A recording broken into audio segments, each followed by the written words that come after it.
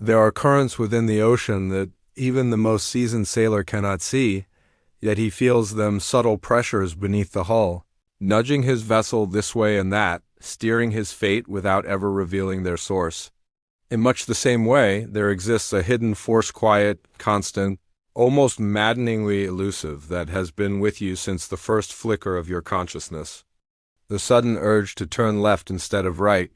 The stranger who offers a truth you've longed to hear without knowing it. The persistent ache that draws you away from what's safe and toward what's meaningful. Most people dismiss these as accidents of thought or fate. It trains us to look outward, to replace inner knowing with algorithms, to trade the voice of the soul for the applause of the crowd. As a result, this hidden force, this sacred compass, does not leave us, but it becomes muffled beneath the static. We feel lost not because we are without direction, but because we have forgotten how to listen. The silence of this force is not absence. It is subtlety. It waits like a seed beneath frost, patient for the warmth of your attention. But what if they are neither? What if there has been, all along, an invisible compass, one uniquely yours, that orients you not north or south? The Vedic seers called it the antri-min, the inner witness. The mystics of the desert called it the still, small voice.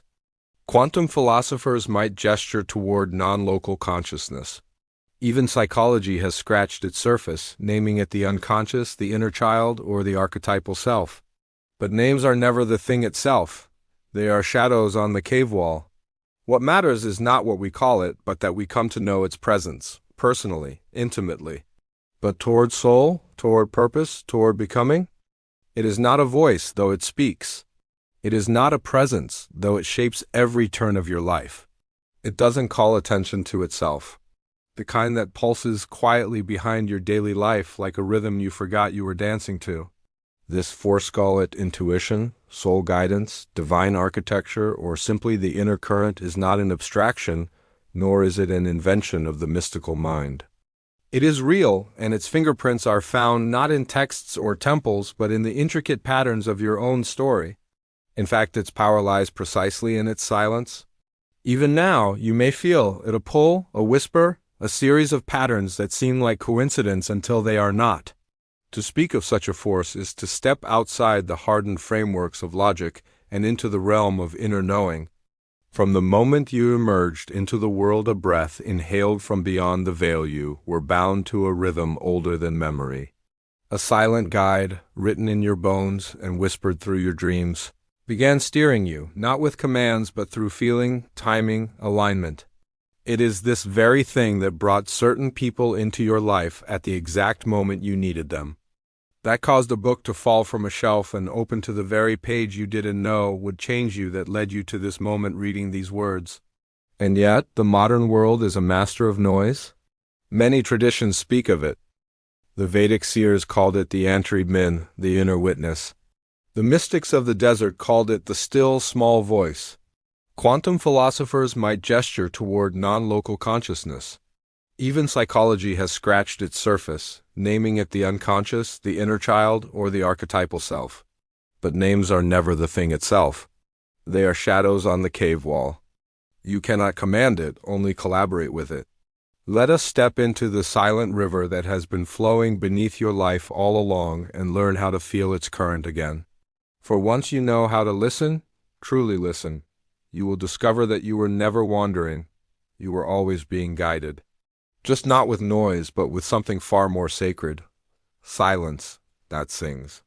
And to do so, you must first learn to recognize its language, a language older than words, made of synchronicities, sensations, longings, and sudden clarity. This force is not here to save you because you are not lost. It is here to remind you, to pull you back to the blueprint etched into your soul before time had a name. What matters is not what we call it, but that we come to know its presence personally, intimately. This hidden force is not external. It is not a ghost or an angel floating outside the bounds of your flesh. It is you, the deeper you, the eternal you, who never forgot why you came into this life. While your waking mind was busy learning the rules of survival, this other self, the one attuned to higher truths, was shaping your path from within. Through every heartbreak and moment of awe, through the detours and the dreams you abandoned only to rediscover. It was there, not pushing, but pulling you gently toward remembrance. The journey to uncover this force is not a search, but a return. Not a pursuit outward, but an unlayering inward. It asks of you not to do more, but to listen differently. To become sensitive to the way your body tightens when something is not for you. To notice how certain moments feel weighted, significant, as if reality itself is trying to underline a passage in your life story. To recognize how silence itself begins to speak when you stop drowning it in noise. This is not about control. The hidden force is not your servant, it is your partner. So let us begin a different kind of conversation, not one filled with instructions, but with invitation.